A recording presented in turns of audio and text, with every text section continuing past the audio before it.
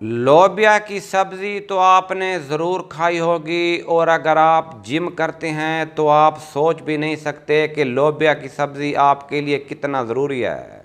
इसलिए आज मैं आपको लोबिया खाने के 5 बेहतरीन फ़ायदे बताऊंगा।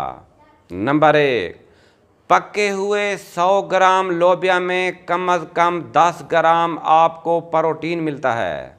नंबर 2, इसमें फाइबर भी काफ़ी अच्छी मिकदार में पाई जाती है, जो कि आपके निज़ाम हाजमा को बेहतर बनाता है और कब्ज़ जैसी परेशानियों को दूर करता है। नंबर 3, लोबिया के अंदर ऐसे ऑक्सीडेंट पाए जाते हैं जो आपको कैंसर और दिल की बीमारियों से बचाते हैं। नंबर 4, लोबिया के अंदर विटामिन B6, आयरन, पोटाशियम और मैग्नीशियम भी पाया जाता है, जिससे आपकी हड्डियां मजबूत होती हैं और ब्लड प्रेशर कंट्रोल रहता है।